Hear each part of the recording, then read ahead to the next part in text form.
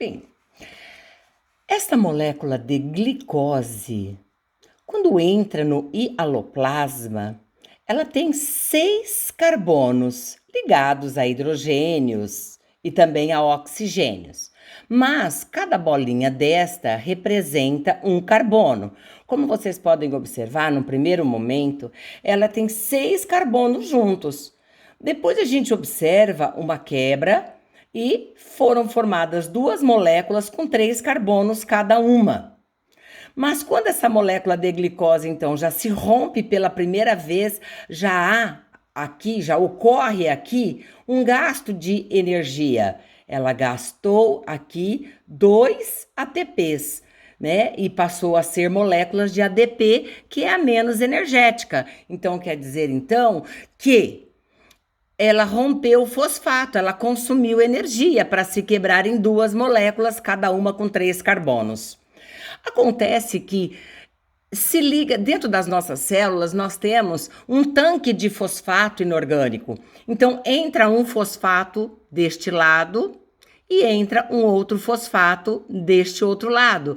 Cada molécula aqui, ó, que tinha 3 carbonos agora, se ligou a fosfatos, certo? Muito bem.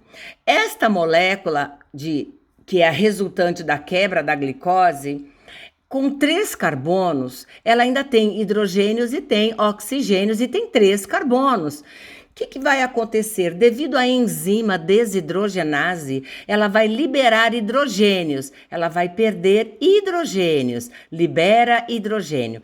Como eu tinha dito anteriormente para vocês, essa molécula de NAD é a molécula que ela captura os hidrogênios, ela transporta os hidrogênios. Então, como vocês podem observar, NAD se juntou a hidrogênio, certo? E esta outra molécula aqui, olha, com 3 carbonos, que tem hidrogênios, que tem oxigênio, também liberou hidrogênio. Então, de NAD, ela se junta ao hidrogênio que foi liberado da molécula de glicose, passa a NADH2.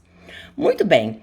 E neste processo, novamente, entra mais um fosfato. Pode observar que eu tenho um fosfato ligado a esses 3 carbonos. E aqui agora eu tenho os 3 fosfatos ligados agora a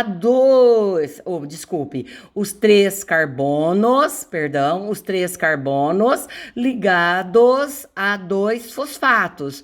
3 carbonos ligados a 2 fosfatos. Então, agora eu tenho 2 moléculas ligadas a 2 fosfatos, difosfatos. E estas moléculas, 3 carbonos ligado a 2 fosfatos, elas agora há um ganho de energia.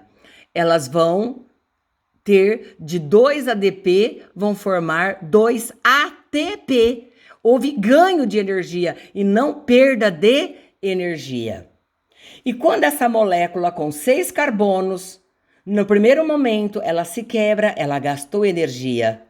Ela se liga ao primeiro fosfato, formando 2 moléculas, certo? E a perda de hidrogênios, a liberação de hidrogênios, podemos observar aqui que esta molécula formou um NAD, esta formou mais um NAD. Então, são 2 NADs H2, 2 NADs. E esta molécula liberou 2 ATP e esta também 2 ATP. Gente, a molécula de ATP é o nosso tanque de energia. Mas é interessante que essa molécula de NADH2, ela vai formar, depois a gente vai ver isso mais detalhado, 3 ATPs. Um NAD vale por 3 ATPs. Então vejamos aqui o cálculo, ó. Um NAD vale por 3 ATPs, então esse NAD vale 3 ATP. Mais 2 ATP, quantos são? Ó, 3 ATPs mais 2, certo? Então, 3 mais 2 são 5 ATPs. Esse NAD, olha, um NAD vale por 3 ATPs, mais 2 ATPs. Certo? Então, só aqui eu tenho, olha, 10 ATPs. ATPs.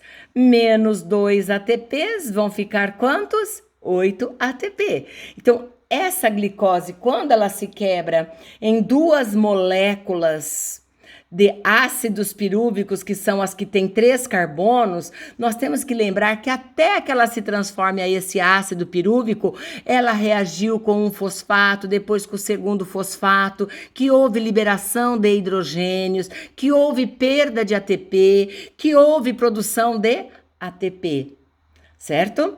Então, aqui nós temos, olha, de 10 ATPs menos os 2 ATPs, nós temos um cálculo de um resultado de 8 ATPs.